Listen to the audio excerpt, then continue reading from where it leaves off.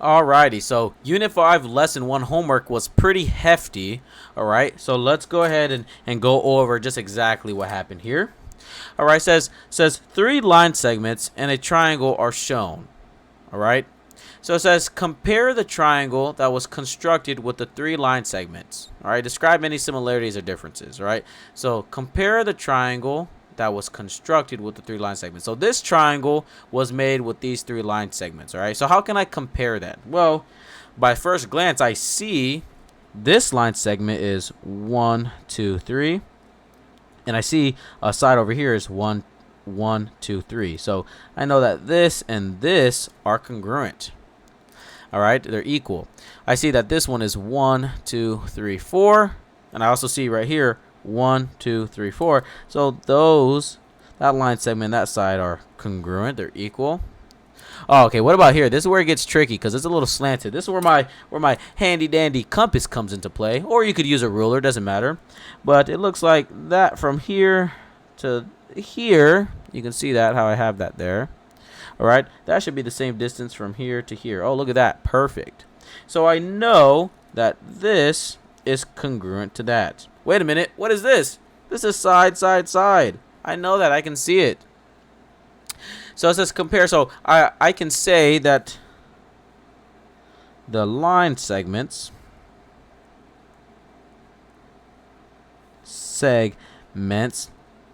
are equal to the sides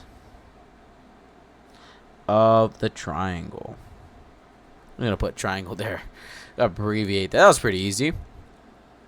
It says one of the line segments is shown on the grid. Draw a different triangle that uses the other 2 line segments. So it looks like they used 1, 2, 3. They used this one, the 1, 2, 3 unit. So that there. So I just got to use these other ones. So you know, I want to make this a little interesting. I want to make this one my slanted one as well. So that is that distance. So I could really just have that anywhere. I'm going to try this perfectly. Anywhere on this arc.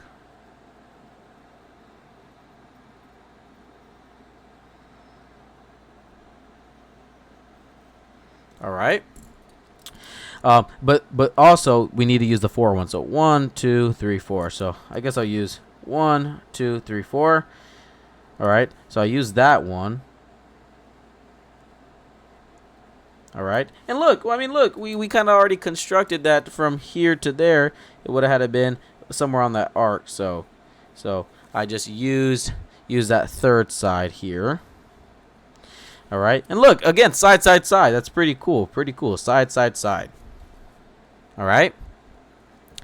It says describe how you could determine if the angles of the original triangle, so the angles in this triangle, and the angles of the triangle we drew are congruent. Well, we know because of SSS. So SSS implies congruency.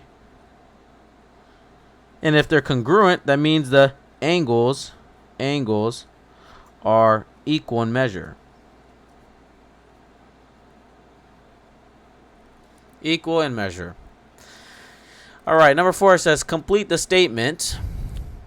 Any, some, or no triangles created using the 3 line segments are congruent. Well, if we use the line segments to create triangles, I mean that means any triangle we use, any triangle we create using these 3 line segments, they're all going to be congruent to each other. They're going to be congruent to the original triangle. So that's clearly any triangle.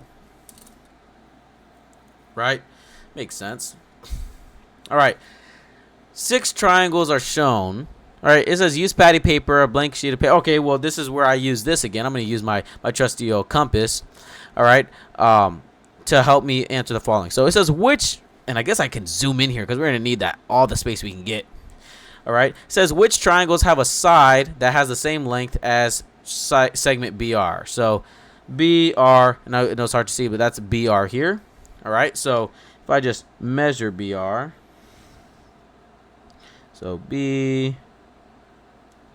Oh, this could be pretty hard because you guys can't see it, but BR is about. I'm gonna have to turn this paper a bit so I can help myself out. BR is about yay long. So what other triangles have at least one side that are that same length? Well, if I could guess, it would be this side here. Yep. CY on that triangle. So I guess I can write that. So BR would be this here as well. Maybe MX. Oh yeah, perfect. MX. Okay. This one looks like it'd be FS. FS, perfect. All right. This one look to be SL. Perfect. SL. And this last one looks like it'd probably be KGK. Perfect. All right. So it looks like all of these triangles have a side that are equal to segment BR. So all of them. All right. Oh, now we have a different one. It says which triangles have a side that has the same length as BN. So I guess I'll switch my pen out for a different color so we can see better. So now we're going to use BN. So from B to N, right? BN is about yay long. All right. So what triangle has that distance? Well, let's see here. Oh, that's definitely not the same. What about this one? Oh, that's definitely not the same either. So we know that triangle doesn't have a side that's equal to BN. What about this side? That side isn't. Oh, that side's definitely equal. So BN is definitely equal to MT. That side. What about? Oh yeah, that there's no way. Nope. What about here? Yep, no way. There's no way those are equal either. What about this side? What about SH? Nope. This side, nope, not gonna be equal either. Okay, what about this last side? I have hopes for this last side. Oh yeah, WG. Look at that, perfect. So this side. So which triangles had a side that was the same length? Well, triangle.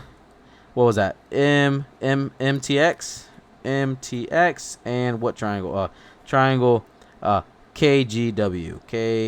KGW had a side that was at least equal to BN. Right? That's pretty dandy, pretty neat. Alrighty, let's look at the back here. Okay. Which triangles have a side that has the same length as RN? Okay, oh, so we're going back. RN. Alright, RN. Now let's do RN. So from R to N is yay far, I would say. RN. Alright, so it must be this one here. No, maybe not. No, that one's too short. RN. So this one does. So I'll do that in a different color. So RN would be here. RN. That would have to be this one. Oh yeah, perfect. What about here? Nope, too long. Oh, that PF. Oh yeah, that works. What about this? Too long or too short? Oh, perfect. HL is one. And obviously I'm left with WK. Oh, so all of them. So all of the triangles have a side length that's at least equal to RN. So I can write that. All of them. All right. This is where this gets interesting. Okay. It says complete the statements. All of the triangles that have a side that have the same length as segment BR are or are not congruent to RBN. Well, if we're talking about RBN, and they're saying that if the triangles just have one side that's congruent to one of these sides, that they're congruent. There's no way. No. You can't just have one side, right, congruent to RBN, and then say that those two triangles are congruent. There's no way. They're not congruent. What about it says all of the triangles that have two sides that have the same length as BR and BN are or are not congruent to RBN. Again, no. You cannot just have two sides and then say that the triangles are congruent to triangle RBN. You have to have three sides to say that they're congruent. So this is R not as well. All right, this last one better give me some hope. All of the triangles that have three sides that have the same length as BR, BN. And I'm assuming that should have said RN. Are or are not congruent? Yes, they are. If you have 3 sides that are the same length as all of the other segments, then yes, they are congruent. All right, and that just makes sense. You need 3 sides, side, for them to be congruent. So actually, if we look back here, what triangles are congruent? Well, looks like this triangle and this triangle. So looks like this one and this one are congruent, and it looks like this one is also congruent. Looks like we only have 3. We have 1, 2, 3. These 3, and I guess I can draw that a little better. Looks like these 3 triangles are congruent because of side, side, side. We can see that side, side, side, side, and all 3 of those triangles. Alrighty. Says a series of transformations show how segment GH, GN, and NW were translated then reflected. Oh my God, it tells you right here exactly what they did. All right. It says select the reason the transformations that were used ensure the length of each line segment were preserved.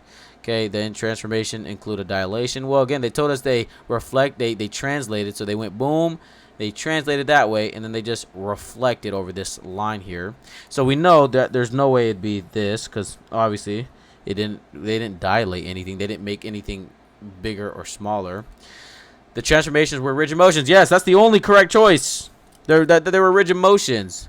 The transformations did not include a rotation. Well, even if it did, it still wouldn't change the distance or the angles or anything about the triangle. So this doesn't make sense either. All right.